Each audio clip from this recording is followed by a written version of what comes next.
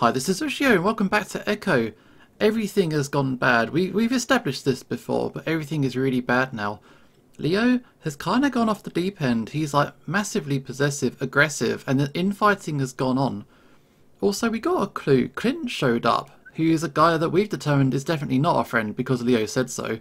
So he's ran away. Kudzu got chased off as well. So our group currently consists of Chase, Leo, and then we've got Cole and TJ as well.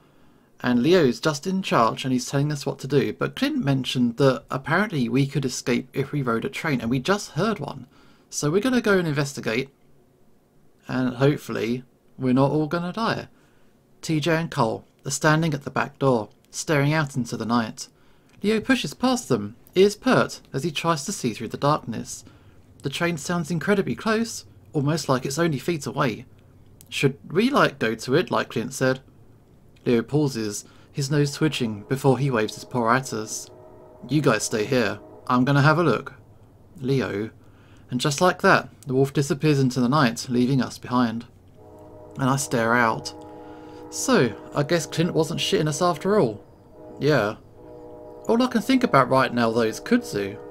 Did he hear the train right now, too? Was he on his way over there? I look over my right, toward Kudzu's house, only a few hundred feet away. Quietly, I start stepping outside. Chase? Cole's voice behind me is timid and scared. I look back at him, able to make out the whites of his eyes in the darkness. TJ lurks behind him, staring at me as well, though far more stoically. I'll be right back. I just need to check on Kudzu. Everything that Kudzu's done for me up till this point, saving me multiple times, making sure I was doing okay, nursing me back to health. Hell, even helping me with my project before all this shit went down? I'm not going to abandon him. Just like with Leo when he was imprisoned by Duke, I feel like it's my responsibility, only this time the urge is even stronger. I have to make sure Kudzu makes it out of here like the rest of us. Cole, though, doesn't look so enthusiastic about it. I don't know if that's such a good idea. You saw Leo. Cole looks over my shoulder, and I do the same, worried that maybe the wolf is coming back. But all I see is darkness. I realise then that Cole is just as afraid of the wolf as I am right now. I swear, I'm only going to be away for a few minutes. If Leo asks, tell him I just needed some air. That won't... I don't wait for Cole to finish his sentence. My eyes slowly adjust, but it's too dark to really see any more than 5 feet. The amount of stars overhead is almost dazzling, but it's not enough light to help me see. In fact, it's almost disorientating. The way the bright powder look of the sky clashes with the black horizon of the mountains. Focusing on it too much makes my stomach turn, and I turn my eyes down, trying to focus on the barely visible groundings. Ow, until my face slams right into something big, hard and full of twigs. Jesus fucking goddammit! I shout whisper into my paws, covering my nose, afraid for a second that maybe I ran one of my eyes through. A quick but shaky examination with my fingers puts that fear at ease, though now I feel like my muzzle has gone flat into my face. That jolt had me feeling all of the aches of my past 2 incidents with cars. I stand there in the dark for a moment, gathering my senses. It's almost completely silent now. The train, if it was a train, has passed by us by this point. The metallic clanks and rushing sound is far behind me. Standing in the silence, though, is starting to give me second thoughts. I'm pretty sure there aren't any trees between Leo and Kudzu's house. Did I get off track somehow? Something cracks a little ways ahead of me, and I freeze up, ears twitching. I listen hard to hear anything above the crickets. Okay, yeah, this was really fucking stupid. I remember that I'm not all that far away from Leo's house, and look back at the yellow squares of windows in the distance. I should probably go back to reorient myself and try to get Kudzu's house again. As I'm turning around though, another crack behind me, followed by a muffled voice. Shit.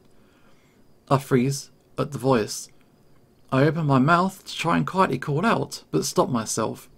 I can't be sure. Sounded like Kudzu, albeit muffled and low-pitched. I decide to wait a while longer, with one foot pointed out toward Leo's house. And then, this time the sound is right next to me, and I jump into the air. I make a run for the house and immediately trip over several rocks, going face first into the ground. I'm scrambling at the ground with my paws and feet when I hear the voice again. Whoa, Chase. I slump back to the ground in relief. Oh god, Kudzu, what the hell are you doing? I feel the raccoon's paws feel over me, and then pull me up to my feet. Heard a train, and then I saw someone. You okay? From the faint light of the stars, I can make out Kudzu's ears and the tip of his muzzle. My eyes have adjusted to the point where I could even see the mask in his fur. Yeah, I wanted to come and get you, in case we were going to try to hop onto the train. I look over my shoulder, trying to listen for the train again. It's a little late for that, eh? Well, yeah, but I didn't want to leave you behind. Ah. I rub my face where I hit the branch. Listen, I don't know what's going on with Leo, but maybe we can go back and try to talk.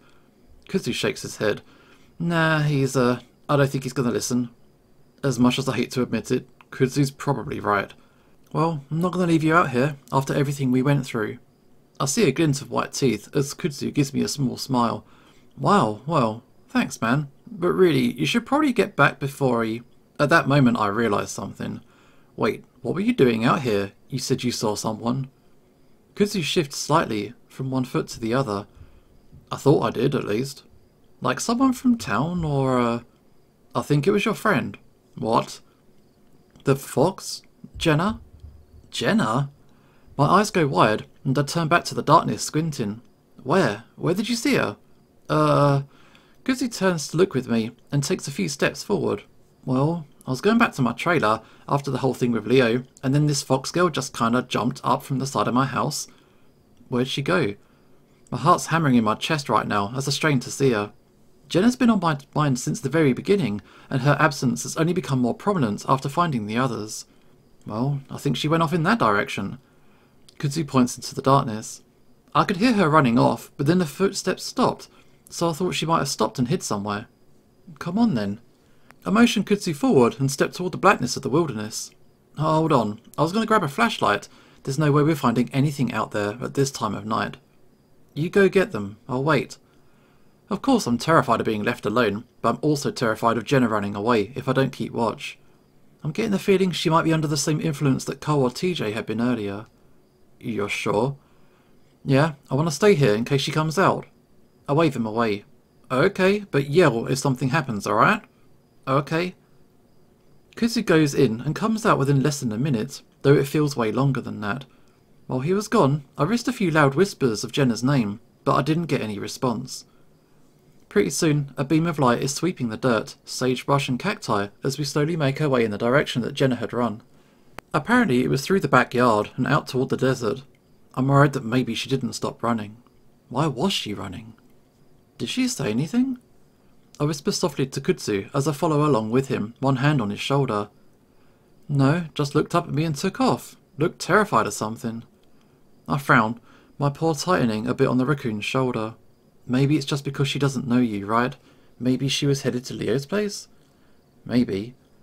I tried to focus on the sea of pale glow in front of me, the bright cold light of the flashlight sucking the colour out of the desert.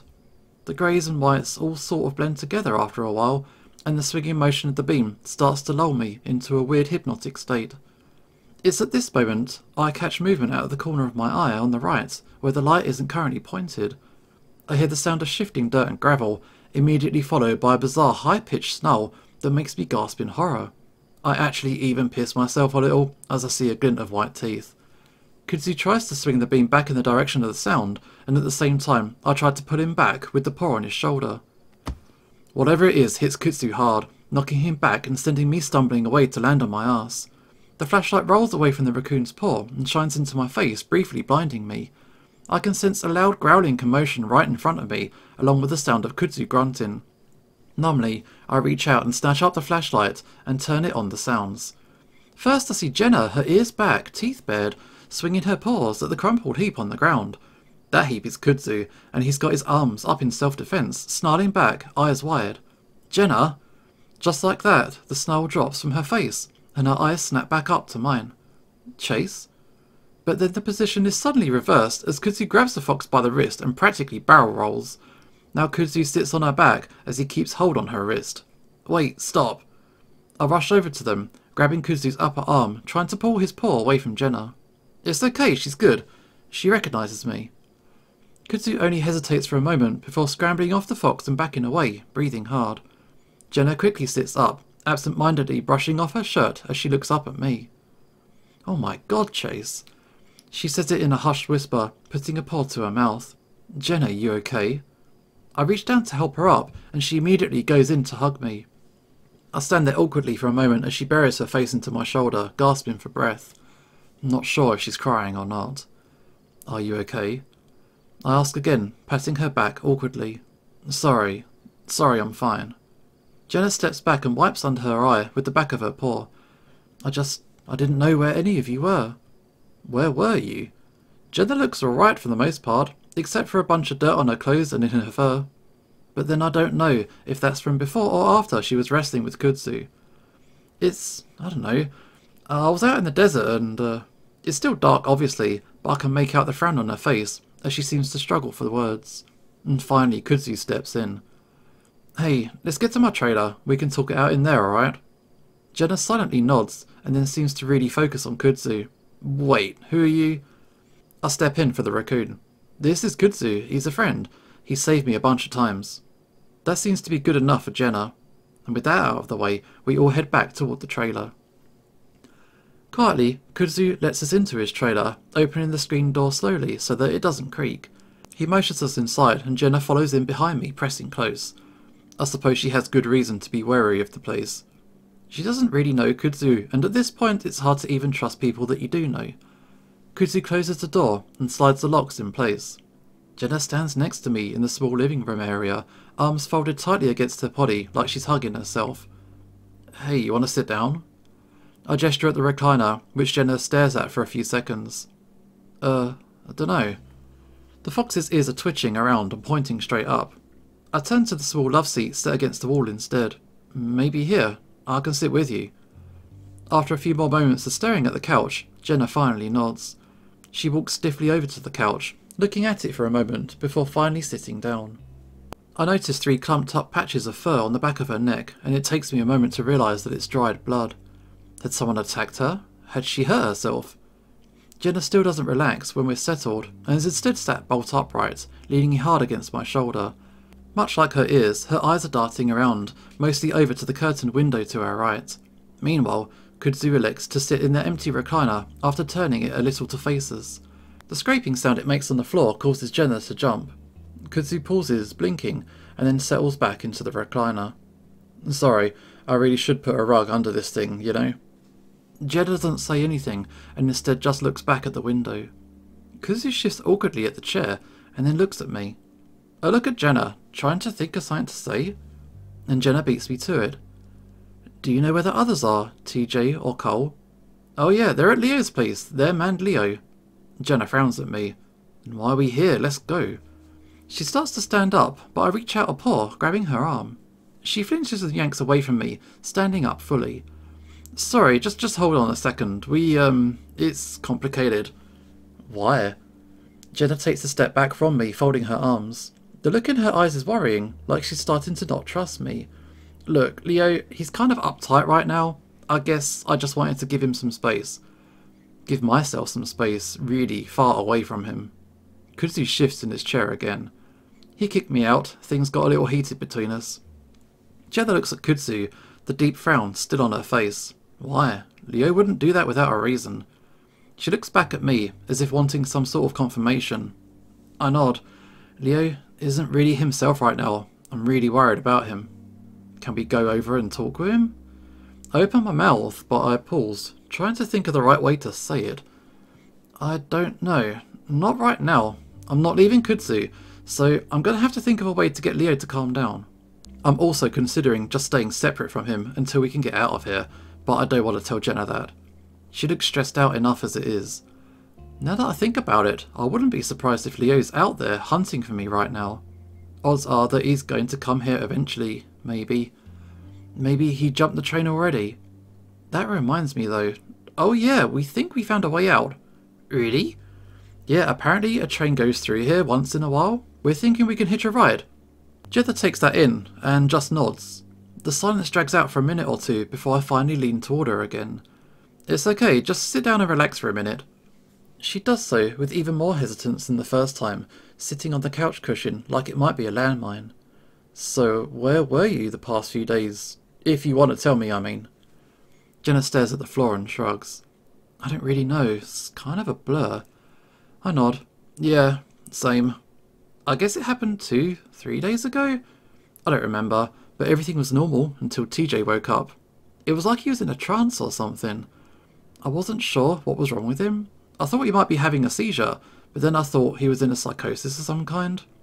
He left the motel and just started running, so I followed him. He ran all the way to the lake, and I was sure he was going to go in. But then he just stopped on the shore and stared at it. I caught up to him to try to talk to him, but it was like I wasn't there. All he could say was your name, Chase. Where's Chase? I think he was looking in the water for you. Jenna looks right at me. I don't know why. Do you? Of course not. I shake my head. I got no idea. Liar. The couch tilts, and so I sort of grabbed his shoulder to lead him back away from the lake. But then he turned on me and just sort of changed. The water changed that day. My head spins and I brace my paws against the armrest, trying not to fall over. And he attacked me, clawed me up. And for the first time, Jenna sticks out her arm and pulls back some of the fur where I see bits of crusted blood. You knew what water felt like. I had to run from him, and he chased me for a while. To everyone else. And as I did, I realised the whole town was different. Everyone was different. Suffocating. I swallow hard, still gripping onto the couch, but Jenna doesn't seem to notice, and Kudzu's looking at her. The humming in my head finally starts to die down. You say he's at Leo's. Is he okay? Did he explain what happened? I shake my head, but only a little. But I feel like I'm going to throw up. No, he's been acting a little strange, I guess. I need to talk to him, make sure he's actually okay. We will, though I'm not sure that she'll find him okay at all. So what happened after all that? Looks like you were hiding out there. Kudzu gestures the paw at the window. Jenna covers her face with both paws, sighing deeply. That I'm not too sure about. After I ran, it all sort of became a dream. I only remember bits and pieces. We wait a moment, as Jenna seems to think. I remember I went back to the motel, I think, but then I saw something. Jenna pauses, and then lets out a little humorless laugh. A thing that I remember from my childhood. A monster, I guess. Monster? Yeah, like this, thing. Jenna waves her paw in front of her face. Had like a red face and, I don't know, I thought I saw it in my closet a few times as a kid. Felt like it was chasing me. What do you think it was? Jenna laughs hollowly again. Oh, I don't think it's anything. I must have had my own little breakdown after seeing everybody else's. Jenna sighs deeply again, sitting back in the couch. But then you guys came along, and now I think everything's clear. Jenna leans back for a moment, breathing deeply, and for the first time, it seems like she's relaxing a bit. She turns her attention back to Kudzu. Hey, Kudzu, is it? Kudzu nods. Mind if I use your restroom? I just need a moment to collect myself and, pee. An actual toilet would be nice. Oh, yeah, it's just right there. Kudzu points at a thin little white door between the kitchen and the living area. Thanks. And with that, Jenna disappears into the bathroom. Kudzu and I sit in silence for a moment, listening to the sound of running water from the faucet. Well, I think now we have a reason to go back to Leo's house. I know he won't be mad at you if he knows you found Jenna. I don't know about that, but yeah, we're going to have to go back with her. I'll talk to him first, in case he's still, you know, out of it.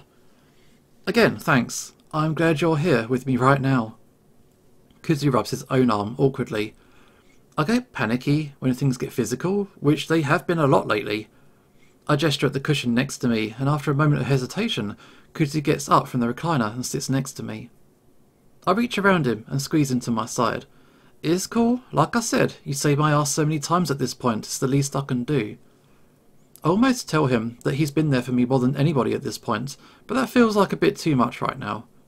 Kudzu chuckles and leans back, his arm brushing mine. I didn't always used to be like this, you know? What? Fucking coward. I scrunch my muzzle up. What? No way, you've been insanely brave. This is actually true. Kudzu has been solid throughout this.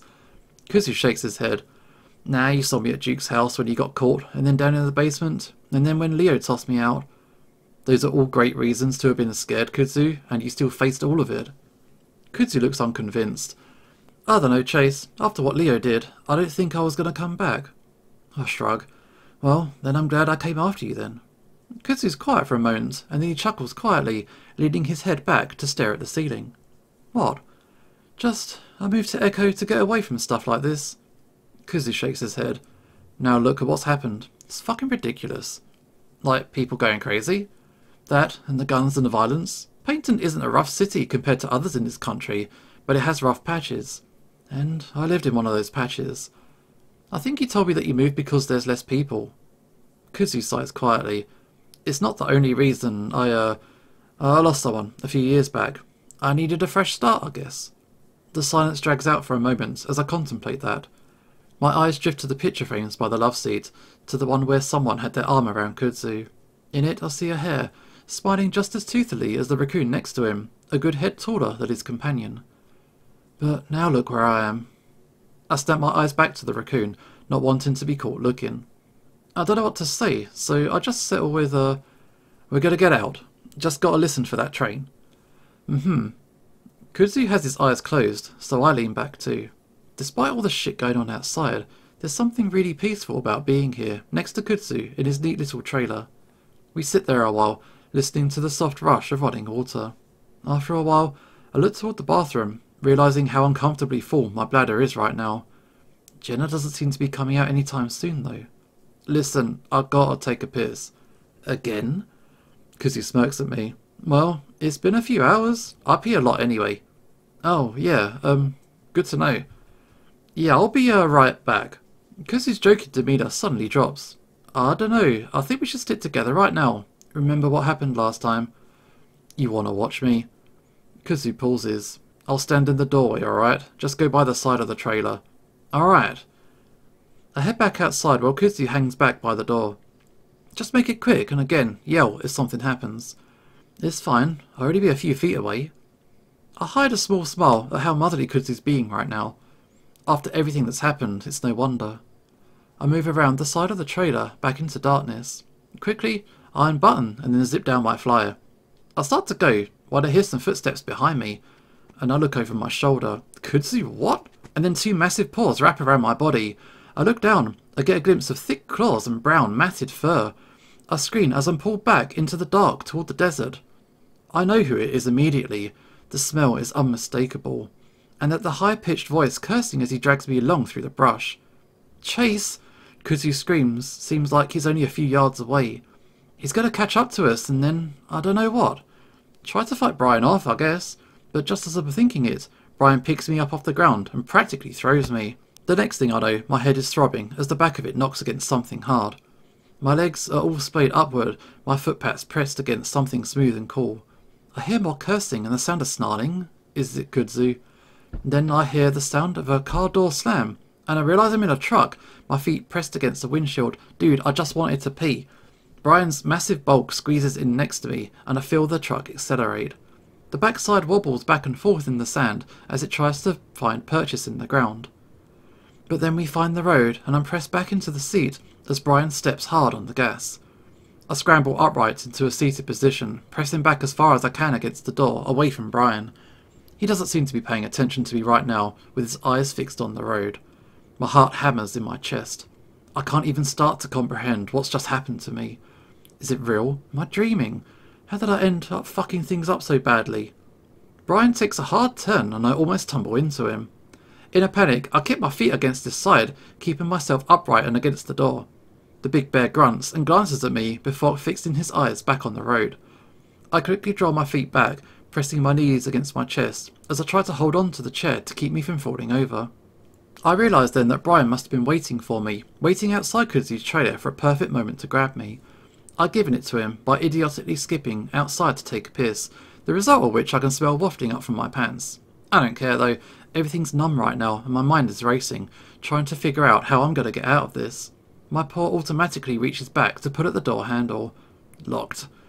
My paw feels along the door, looking for the lock. My fingers pass over a small hole where I assume it should be, but it's smooth. It's like the little nub for the pop-up lock is missing, or that it's been cut off. Swallowing hard, I keep searching and my fingers come across the window crank handle. I tentatively start to roll it down, but it's clear that I haven't thought ahead, as Brian immediately notices the drafty air. He lunges at me, one hand still on the wheel. I scream and dodge out of the way, falling into the footwell as I try to escape his massive paws. He doesn't grab me, instead reaching for the handle and rolling the window back up. The truck swerves back and forth as he does for a moment.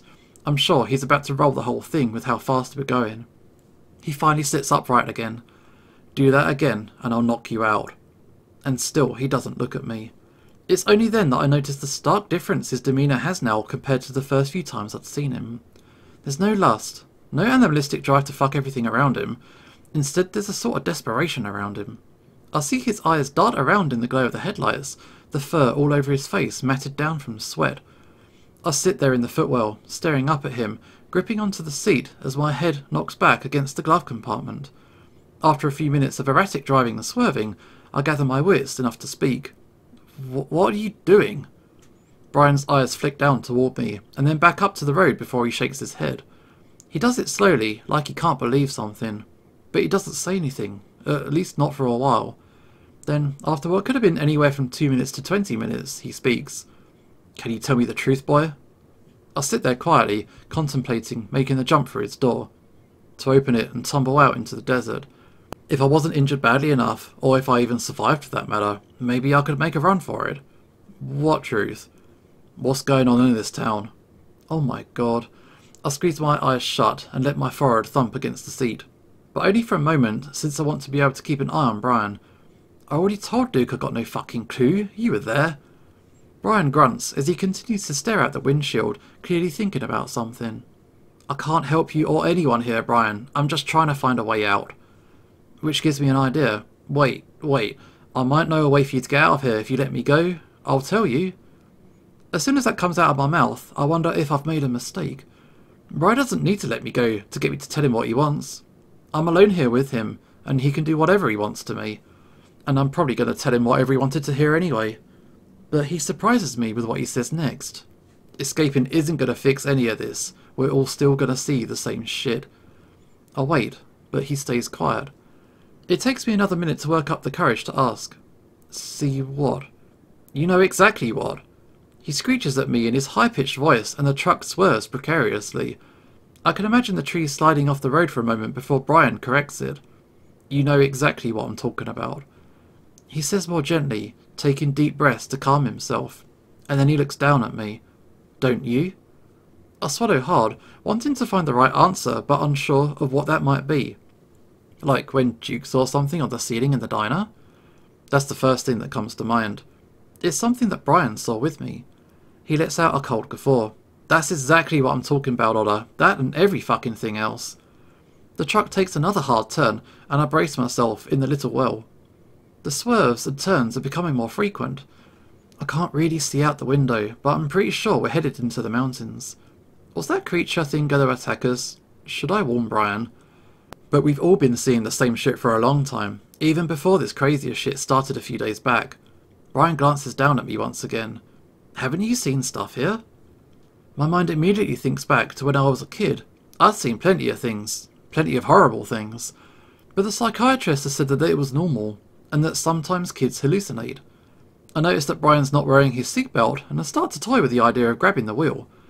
Again, I might be killed. It would at least stop Brian from taking me to wherever it is he's taking me. It might even be better to die. Maybe, but my parents and friends, they haven't really seen stuff. Except Jenna, now TJ and Cole, after all of this started. Brian grins with his crooked and missing teeth. Seems we only see the shit if there's reason to. I don't know what it is either, but from what I've seen, it's a combination of a shitty experience and being an echo. The truck is slowing down a little now, as we start taking sharper turns. Brian's calmed down at least, but it also means that we're definitely deep in the mountains at this point, the road having turned to gravel. When I was a kid in Peyton, I didn't see shit, even though I had a pretty fucked up childhood. My mum left when I was 6 because my dad was a piece of shit, but you know she's a piece of shit for leaving me with him. Anyway, you know when my dad told me she'd gone? I don't say anything until Brian looks back down at me expectantly. Okay, where? Brian cackles, and it sends a chill up my spine. That aliens had taken her, you know? I press myself deeper into the well, wishing I could just disappear into the floor. I think he must have been drunk or high, or both, but it stuck with me, you know? I nod, trying to keep the bear happy as he drives along a road so curvy it seems impossible in my mind. Then, when I was a teenager in '87 or so, I got myself a boyfriend, well, more of a fuck buddy, We kinda hated each other. We talked too much, but he was a good fuck and the only guy I knew, so I came here every other week or so to fuck him. But then something weird happened on my second or third trip out here. I remember the moon was red that night, because of the forest fires out west. And then I kept looking at it, and that's when I saw a flying saucer, the one straight out of a cartoon with the lights and the dome thing on top. I couldn't believe it, but there it was, fucking floating through the sky. And you know, even though it looked stupid as fuck, I knew. Brian takes a big wide turn as the truck slows more and more until it comes to a rumbling halt. My ears ring into the silence as Brian continues to stare out into the night, the headlights lighting up his face. I knew I saw it, and it was fucking evil. I just knew it. Brian finally looks down at me again. That night, and almost every night after, I'd wake up and couldn't move and aliens would be around my bed. And there was one alien that I knew was my mum. She didn't look like my mum, she looked like an alien. But I just knew it was her, and she'd do these things to me, sometimes to my mouth and eyes and nose, but usually it was torture and it felt fucking real. Brian chuckles, still staring at me. Fucked me up real good, and I blame my boyfriend for it, and for bringing me to Echo, because I was sure that's where the evil came from. I outed him that year, and he had to leave town because of it. The massive bear shakes his head. Didn't stop the dreams though. Brian puts the truck in park, and then shuts off the engine. We sit there in darkness and silence, and even though I just emptied my bladder, I feel like I'm going to piss myself again. Never told anyone that before. I don't say anything, as I just breathe through my mouth, trying to make as little sound as possible. There's something fucked up in this town that makes us see things, feels things from our past or some shit. Duke told me about it, how it's been happening a long fucking time, but he thinks there's a way to fix it. Brian suddenly opens the door and jumps out. He slams the door hard enough to make my ears pop. For about 5 seconds, I will myself to move, to run, to open his door and sprint into the night. But my body refuses to move, and before I know it, the bear is yanking open the door and grabbing me by the wrist. And if you help me out with this, we could be done with it for good. He pulls me out roughly. My legs are like rubber when he sets me on the ground, but he holds me up easily with his paws on my arms. Can you promise me to help? Then I'll let you go, and we'll be free of the evil, okay? All I can do is nod dumbly. Alright, it's gonna be okay, Otter, I promise. Brian transfers his iron-like grip to my wrist and starts to pull me along. I stumble after him weakly, trying not to trip in the darkness. Brian stops next to the truck bed and starts to rummage around inside. I feel like I'm gonna pee again. What do you need me to do though? Brian finally pulls something out, and it looks shiny and heavy. I open my mouth to scream, but that's when a burst of light comes out from one end of it. It's a mag light. I stare at it, gaping stupidly. Brian sweeps the beam of light around. All around us is gravel, sagebrush and some cacti. I've got no idea where we are. I need to get something, and it's in a place that's too small for me to squeeze into. I need your help to get it, okay? Okay, but what is it? Brian ignores me, looking around. He seems to settle on the direction and sets off, putting me along with him. Anyway, it made me think, all these ghosts and UFOs and monsters people see in the woods, I think they're all connected somehow. Yeah. I focus on trying to keep the bear happy, pretending to be interested in his ramblings. Meanwhile, we're not even on a trail, just pushing through thick brush and sharp rocks. Yeah, like the little bits of Echo are everywhere in the world, some small like a house, some huge like a town. Makes sense. No, doesn't. None of this makes sense. But I have to focus on getting away from this bear. I know I should have made a run for it back in the car, but there's no helping it now. We walk for maybe about 100 yards, and as we do, the land starts to incline and become steep. Brian even slips up a few times, and I'm worried he's going to fall on top of me. Each time he manages to catch himself and then yank me up after him. After a few minutes of huffing and puffing, we reach a bit of an outcrop with some large boulders. Brian lets go of me and clambers up the side of one, and before I can even think of running, he's turned around and grabbed me up by the scruff. I squeak as I'm lifted into the air, feeling like a pup again before I'm set down beside the bear. Brian looks around, keeping a hold of my wrist as he does. After some stomping and looking around with his flashlight, he seems to find what he's looking for. He brings us to the edge of a boulder, then he lifts me up again, this time by the wrist. I kick around for a moment before he lowers me slowly into a dark, spacious hole. I start to wonder if it's going to go down for a while, and I start to panic, before my feet touch down on soft, cold dirt. Musty cold air wafts from the black space in front of me.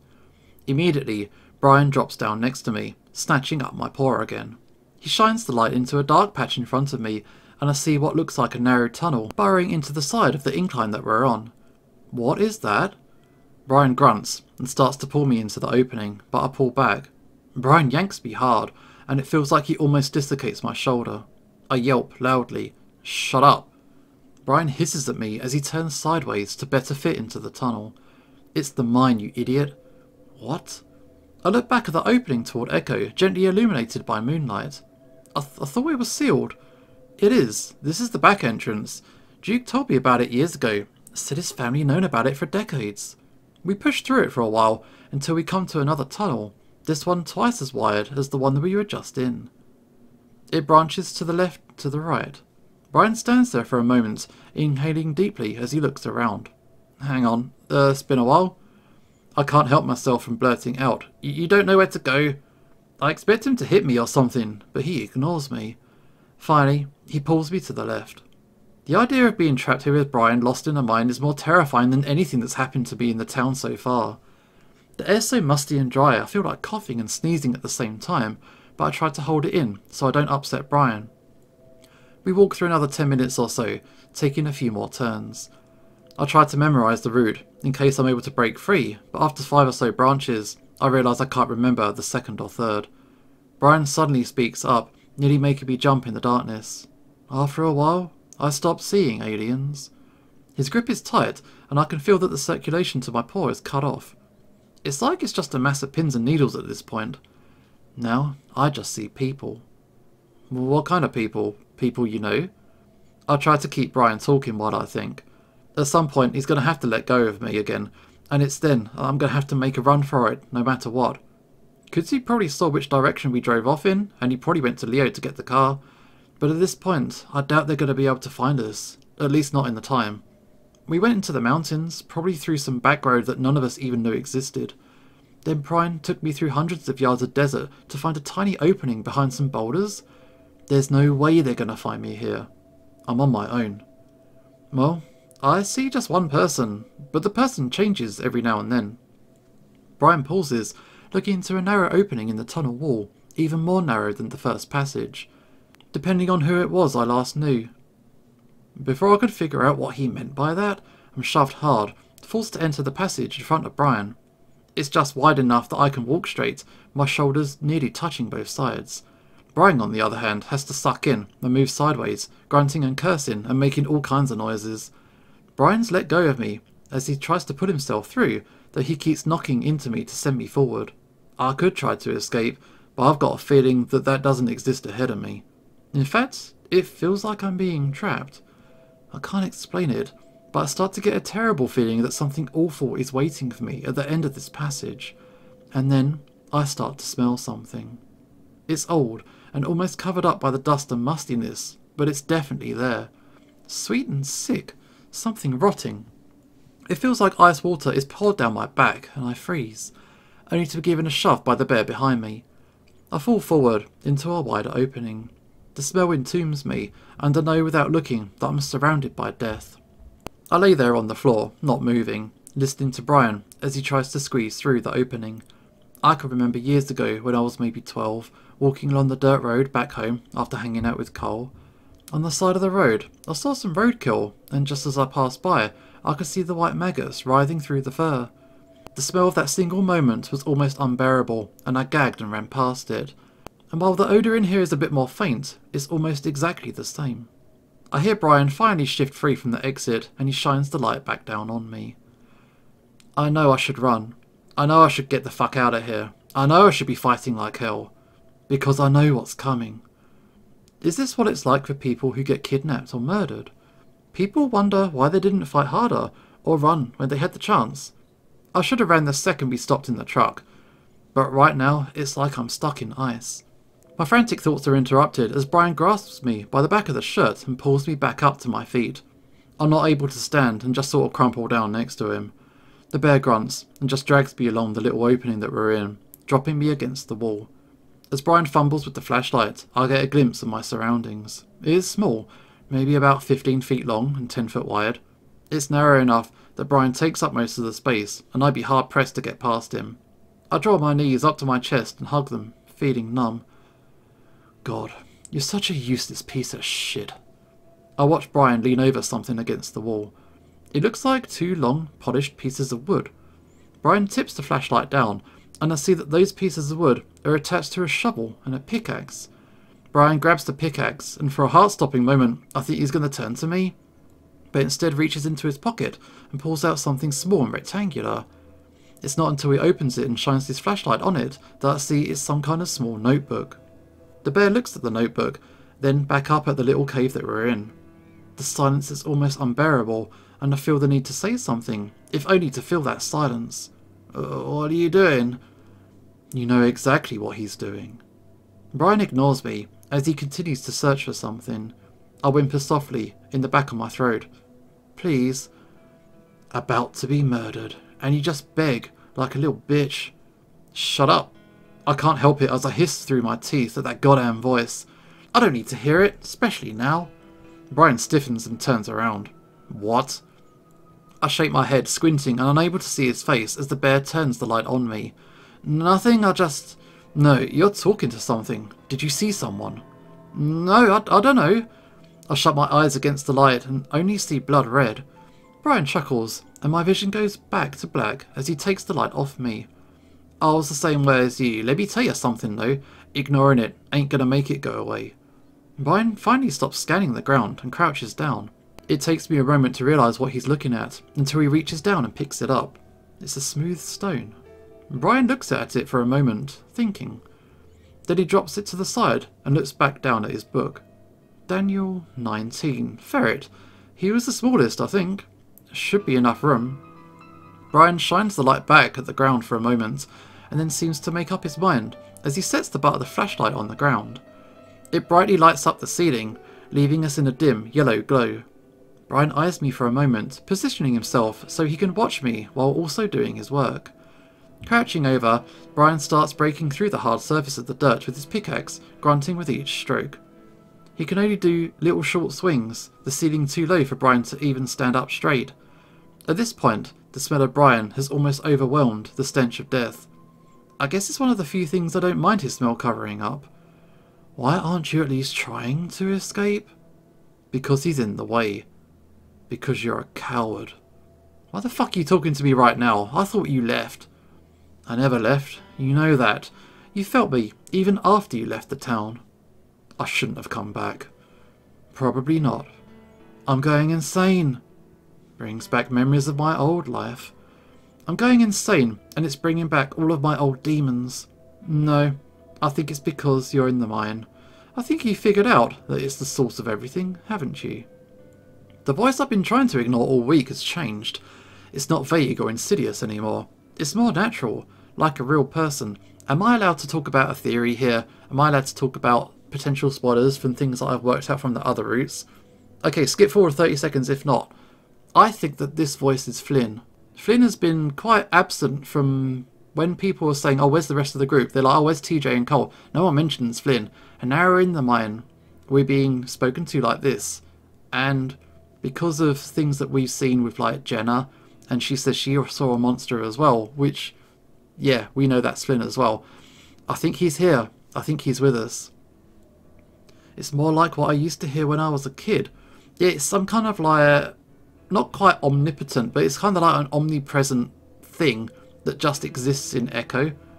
Well, I was a real person. Sometimes I even doubt that I am that person.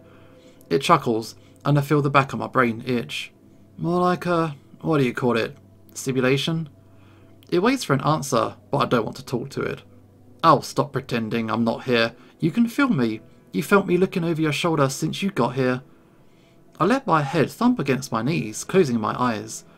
Well, really, ever since Sydney. Just ignore it. But I can understand. Even I feel as though something's controlling me. It's the oddest thing. Hey! I snap my head up, jumping as I find the bear staring right at me. The hell are you mumbling? Nothing. Brian chuckles again and reaches across the other wall, grabbing the shovel. He starts digging up the loose patch of dirt in front of him. Yeah, keep it to yourself, I guess. But like I said, you ain't the only one. Brian gestures behind him with a thumb toward the ground. I look and see nothing except a few stones on the ground. After Rachel back there, things got way worse than aliens for me. I saw her at night, crawling on my ceiling, peeking out from under my bed, staring at me from my window. Brian grunts as he digs the shovel deep, then lifts, turning a pile of dirt out to the side. So did Duke, drove him crazy, turned him into a speed addict. Not that I mind, he was always my most reliable customer. The sick sweet smell starts to grow again, and it's starting to become overpowering. I feel like I should keep him talking, get him comfortable and buy myself some more time. Should you though? Who's Rachel? Duke's wife. I try to remember what I know about Duke's marriage, aside from the fact that he isn't married anymore. I realise then that I do remember Rachel, but just barely. She was only around when I was in grade school, and was pretty nice as far as I can remember. Didn't he divorce her? Brian shrugs as he stopped digging, resting on the handle. I guess he sort of did, but I mean, she was dead by then. They wanted my stuff, but I didn't have the money, so I cut them a deal to fuck for the drugs instead. I mean, I can't say I like bitches at all, annoying and whiny, but she let me go way farther than Duke ever did, so I mainly fucked around with her. It's not hard for me to picture exactly what that fucking was. Then one day, I guess I went too far. She died, and we buried her right here. Brian points more specifically at a rock sitting against the other side of the wall. The big bear starts to dig again, more vigorously, lengthening the patch he's working on. But I didn't see her until right after I buried her, maybe a week later. The bear shakes his head and laughs mockingly. You think that'd stop me from doing it again? But you know, when that last breath came out of her, and she sort of shuddered on the table? Brian glances up at me. Blew my load without even touching it. Maybe you wonder how good it could be with a guy, if it was that good with her. You want him to keep talking? Brian pauses in a sudden spurt of digging and looks up at me again. Probably wondering why I'm telling you this, thinking I'm crazy? But I don't know, feels good to sell someone. You're like my own therapy, Otter. The bear looks back down at the hole he made. The smell coming out of it is so overpowering, I'm on the verge of gagging again. I don't see her anymore though, it changes with each one.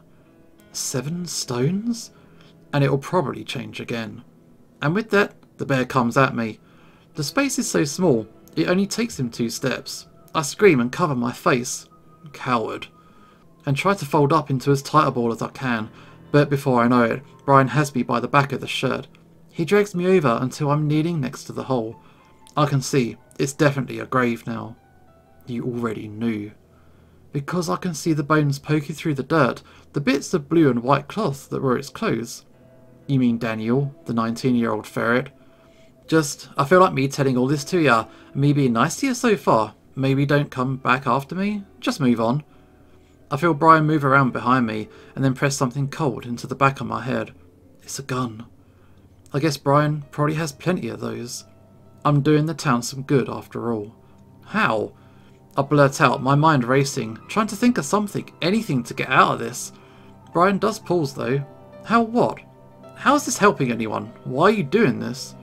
A few seconds go by, and I'm sure I'm about to hear the crack of the pistol. The last thing I'll ever hear. Then Brian sighs. Again, I feel like I should tell you everything, so you know, so you don't have to come back and fuck with me. But Duke, he said this all started when you came back. I told you I've got no idea why. My voice rises in pitch as I start to panic. Duke has already tried to kill me even after we tried to convince him I had nothing to do with any of this. Not any of this? Are you sure of that? I feel Brian set his feet behind me and I can picture him getting ready to pull the trigger. I'm going to die. This keeps happening, doesn't it? This hysteria. I'm sorry, remember, this is for the good of the town. To me, it's like the town holds its breath, letting all the evil build up until it has to let it all out in one big go.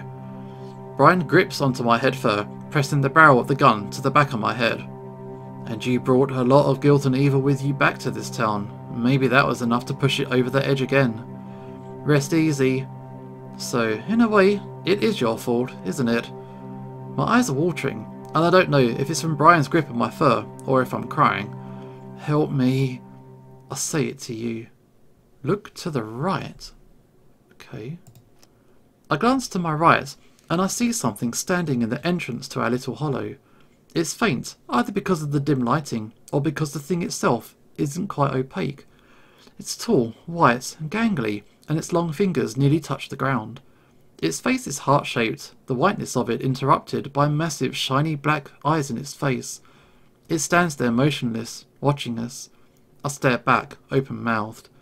Brian must have taken notice, because the next thing I know the bear squeals. It's so loud and high-pitched that I wince. Brian lets me go just as the thing moves.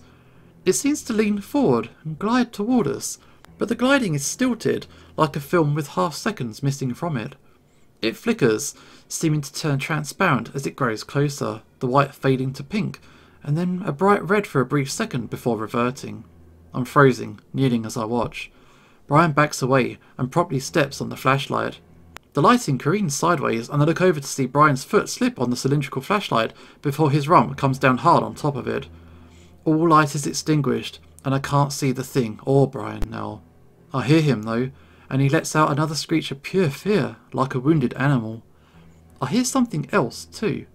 A voice that's also high-pitched, babbling something fast and senseless. It's like a tape recorder being rewound.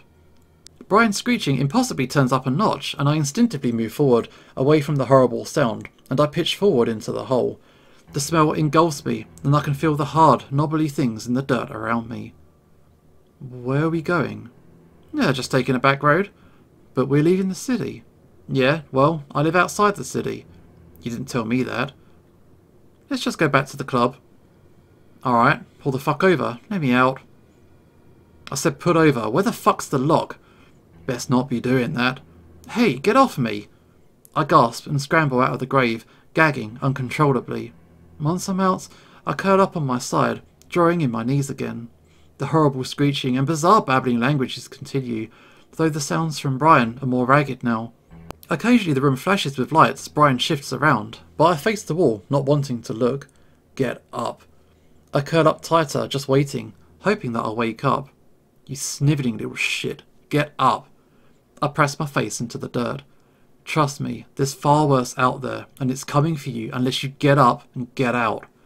I've given up. Okay, we're being told to get up. You force yourself up onto your hands and knees and start crawling in the direction of the exit. The flashlight continues to be rolled around, giving you glimpses of where you're going. The sounds from Brian have stopped. Now it's just a mechanical gibberish that seems to be growing in pitch and speed. But you don't look back. You don't need to see that. The otter is already broken enough. Soon, you're crawling through the exit, and the cacophony behind you is immediately muted. It becomes more and more faint, until it almost disappears as you come out the other side. Once you're free, you stand up in the comparatively fresh, cool air. The main tunnel. You remember this place. You also know the tunnel's like the back of your hand. It's pitch black, but if you feel along the walls, you should be able to find your way out. You head to the right, down toward the edge of the main tunnel with your right hand, dragging along the wall. Then, when you feel an opening with your hand, you take a left, and then another right. And then finally, a final right that takes you out the back exit. Nick had drilled the directions into your head far too many times for you to... Red eyes appear at the end of the tunnel, at the end of the last stretch. You freeze and observe. Things in the mines can hurt you far worse than things outside. Brian had just experienced that. But you're not sure. Is this one of the otter's demons, or... No, this is something else. Something you're not quite seeing correctly. The friend? The lizard. He's warped. Chase! I sunk to my knees, shaking uncontrollably as Flynn shines the light down on me. Chase, fuck, come on, let's go. Flynn yanks me to my feet, and the next thing I know, I'm stumbling after him. Out of the mine, and out of what I'm now completely convinced is hell. Oh, wow. Okay, we're going to have to cut that off there. That was an experience of all kinds of things. Everything. Terrible things. And we're going to keep venturing in the next episode. This is Usho signing off, and hopefully I will see you next time.